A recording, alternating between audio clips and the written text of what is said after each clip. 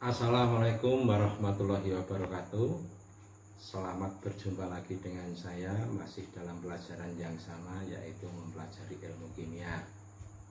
Sekian lama kita tidak berjumpa siswa sekalian karena adanya wabah virus corona. Harapan saya dengan adanya virus corona, kalian tidak terlena, tetap semangat belajar meskipun dari rumah saja. Ingat siswa sekalian bahwa kesempatan itu datangnya bagai awan berlalu, maka pergunakanlah selagi tampak di hadapanmu. Tak lupa saya ucapkan selamat, kalian naik ke kelas 12. Nah, di tahun pelajaran baru 2020-2021 saya diberi tugas dari pihak sekolah untuk menyampaikan materi ilmu kimia di kelas 12 jurusan IPS. Jadi nanti Pak Heru mengajar di kelas 12 IPS 1 hingga IPS 4. Nah, apa saja yang dipelajari di semester Gasal ini, marilah kita simak bersama-sama. Ride till I can't no more. I got the horses in the back. Horse stock is attached. Nah, materi semester Gasal tahun pelajaran 2020-2021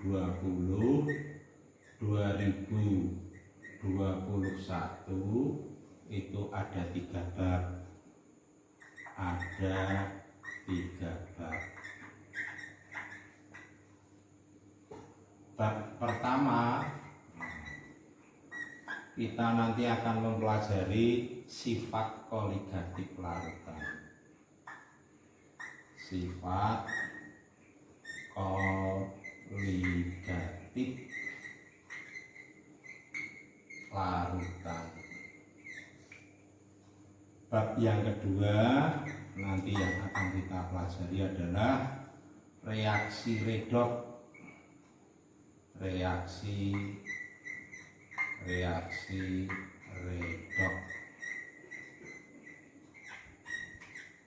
dan elektrokimia.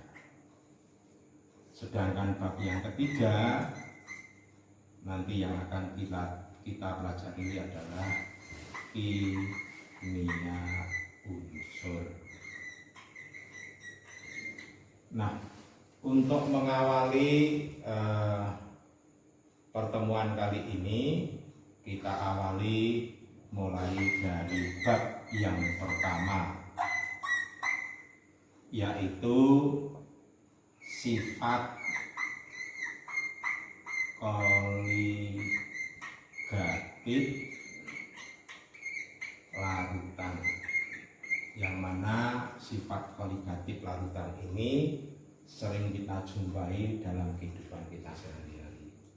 Akan tetapi sebelum kita mempelajari sifat koligatif larutan ini, kita tengok dulu pelajaran ketika kalian di kelas 1 atau kelas 10 dan kelas 11, yaitu dulu kalian pernah mempelajari sistem konsentrasi. Jadi dulu ini pernah kita pelajari di kelas 10. Dulu kita pernah mempelajari molaritas, lambangnya M besar. Dulu kita pernah mempelajari molalitas, lambangnya M kecil. Dulu ini belum pernah kita pelajari ini, nanti akan kita pelajari di kelas 12 ini, yaitu fraksi mol.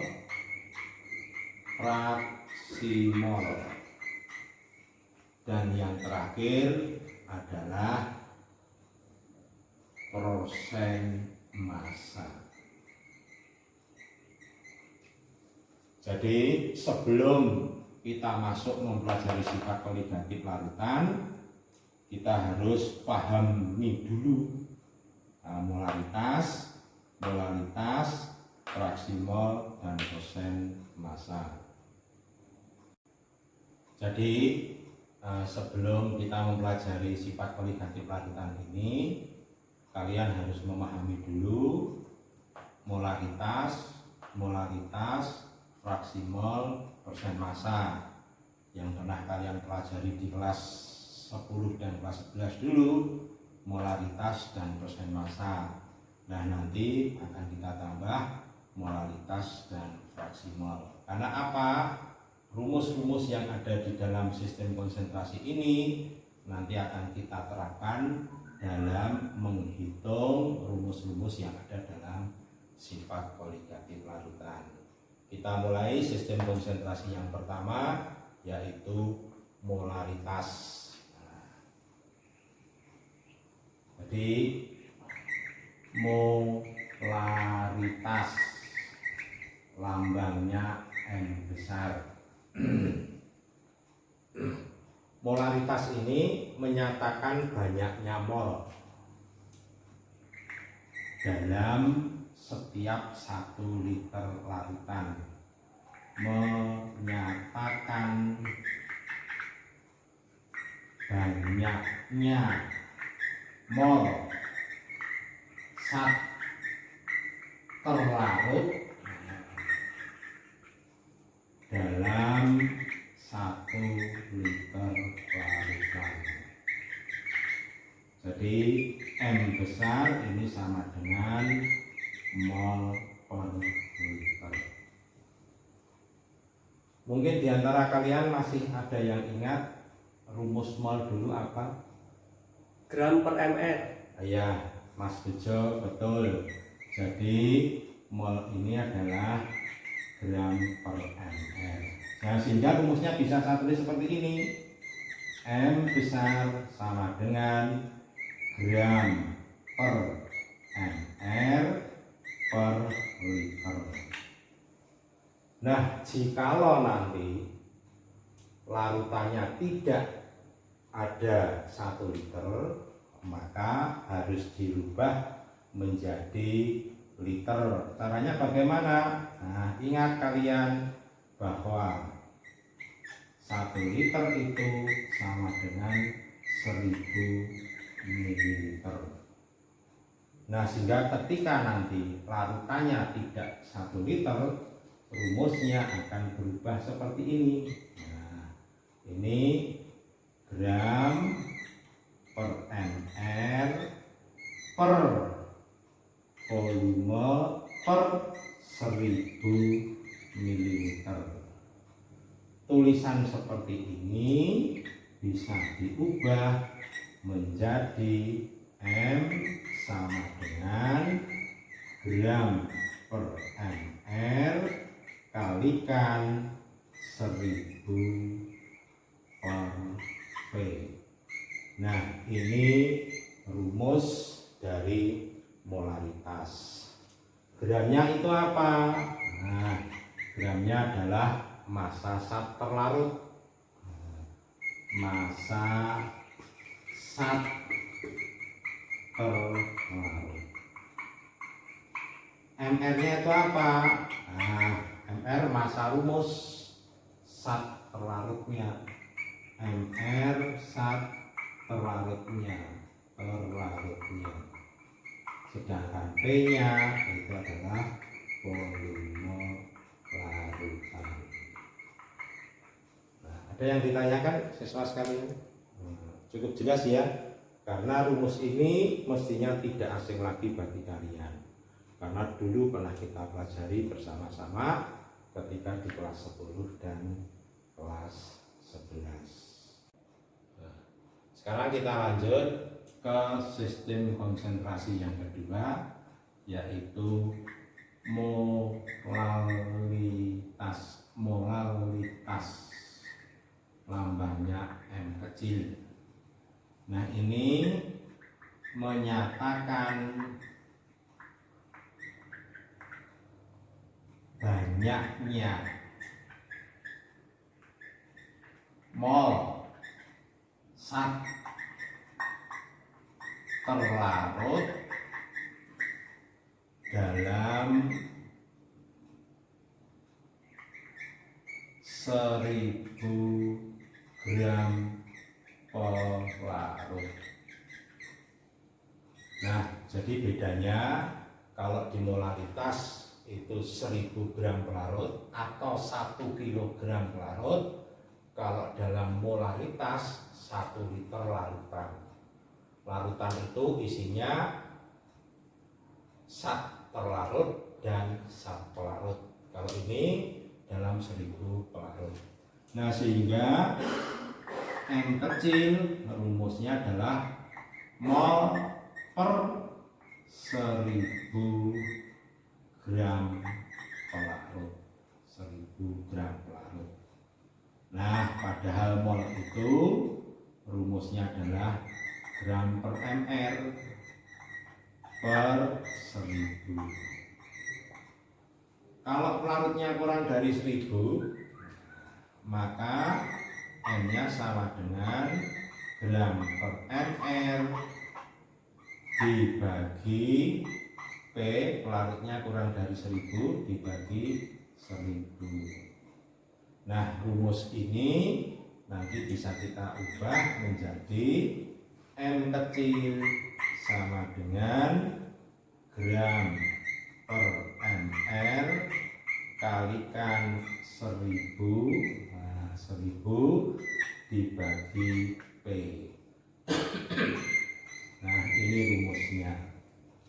Jadi gramnya ini massa zat terlarut, mr zat terlarut, 1000 itu rumus, P-nya adalah massa pelarutnya. Nah, sudah 2 rumus yang sudah kita pelajari. Mungkin ada yang ditanyakan? Gimana? Masih konsentrasi? Kalau masih konsentrasi, kita lanjutkan sistem konsentrasi yang ketiga. Nah, ini yang ketiga ini baru belum pernah kita pelajari waktu di kelas 10 maupun kelas 11, yaitu fraksi mol. Fraksi mol, lambangnya X. Apa itu fraksi mol? Fraksi mol adalah menyatakan banyaknya mol. Menyatakan banyaknya mol. Banyaknya mol komponen dalam larutan dibagi dengan mol total. Mol total.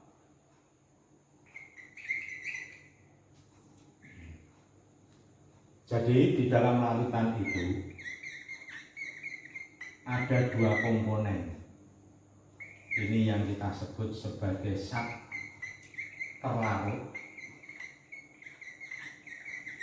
Ini yang jumlahnya sedikit.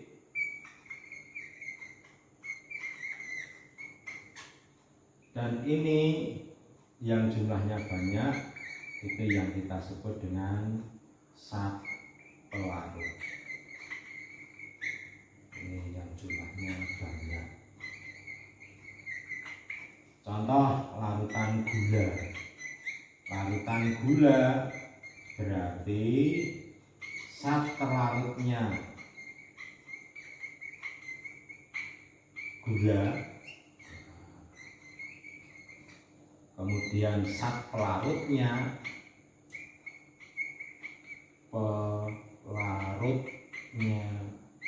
adalah air. Jadi sekali lagi, di dalam larutan itu ada 2 komponen, zat terlarut yang jumlahnya sedikit dan zat pelarut yang jumlahnya banyak.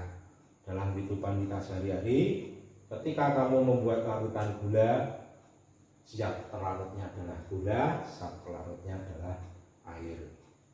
Nah, ini bisa dicari molnya, misalnya kita sebut Na.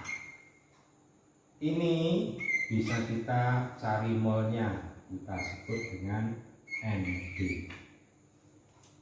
Jadi Na kita anggap sebagai mol zat terlarut, Nb kita anggap sebagai mol zat pelarut, sehingga fraksi mol zat terlarut Xa itu sama dengan Na.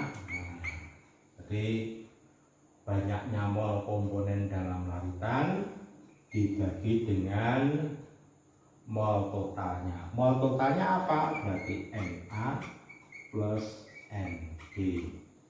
Nah, ini fraksi mol untuk zat terlarut. Sedangkan Xb itu sama dengan Nb per Na plus Nb. Nah, jadi ini ada dua rumus, yang atas untuk mencari fraksi mol zat terlarut, yang bawah untuk mencari fraksi mol zat pelarut. Sistem konsentrasi yang keempat yaitu persen massa.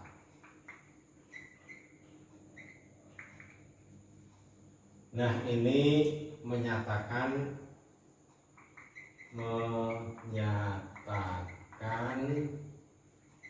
banyaknya gram zat terlarut dalam 100 gram larutan.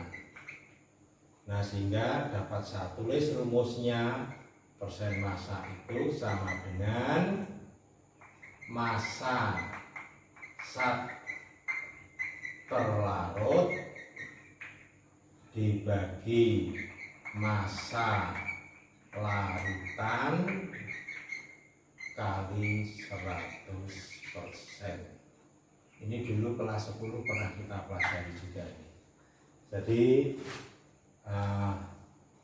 rumusnya massa zat terlarut dibagi massa larutan kalikan 100%. Nah, 4 sistem konsentrasi sudah kita pelajari. Sekarang kita masuk ke latihan soal. Nah, soal yang pertama, suatu larutan dibuat dengan melarutkan 15 gram urea, MR-nya sudah saya ketahui 60, dalam air hingga volumenya 500 ml. Jadi volumenya 500 ml ini adalah volume larutan. Hitunglah molaritas larutan yang terjadi. Tadi rumus molaritas bagaimana? Iya, betul. Jadi gram per mr kalikan 1000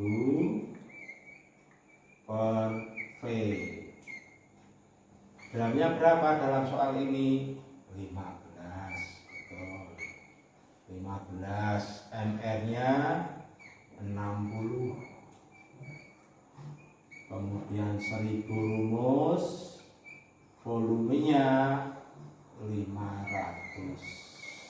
Nah, berarti sama dengan 15 per 60 kalikan 2.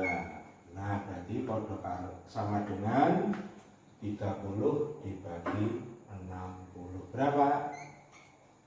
Betul, 0,5 N. Mudah sekali bukan? Nah, kita lanjut soal yang kedua. Hitunglah molaritasnya, M kecil. Kalau soal nomor 1 tadi adalah M besar, molaritas. Sekarang soal nomor 2 adalah M kecil. Hitunglah molaritasnya jika 90 gram glukosa, MR-nya 180, dilarutkan dalam 500 gram air. Nah, jadi yang kita cari adalah M kecilnya. M kecil tadi rumusnya apa? Betul, gram per ml kalikan 1000 per P. Nah, massa sat terlarutnya 90, ml nya 180, kalikan 1000 dibagi P nya adalah 500. Ini berarti sama dengan 90 dibagi 180 kalikan 2. Nah, berarti berapa ketemunya? Betul, sama dengan 1. Saya kira mudah sekali asal kalian memperhatikan. Nah, contoh soal yang ketiga yaitu berkaitan dengan fraksi mol.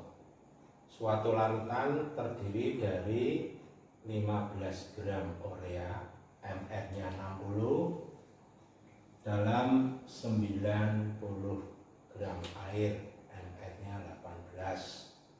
Tentukan fraksi mol urea dan fraksi mol air. Nah, langkah yang pertama, kalian harus mencari mol urea dulu. Jadi N urea itu berarti sama dengan 15 dibagi 60. Ketemunya berapa siswa sekalian? Iya, betul, 0,25. Sedangkan N airnya, N air itu berarti 90 dibagi 18. Nah, yang sudah menghitung ketemunya berapa? Ya betul, ketemunya 5. Sehingga kalian dengan mudah bisa menjawab, berarti fraksi mol urea sama dengan mol urea 0,25 dibagi mol total, berarti 0,25 ditambah 5 berarti 0,25 dibagi dengan 5,25. Coba kalian hitung, kamu boleh menggunakan kalkulator. Nah, betul, kalau dibulatkan ketemunya adalah 0,048. Ini fraksi mol ureanya. Sedangkan untuk fraksi mol airnya, nah ini berarti 5 dibagi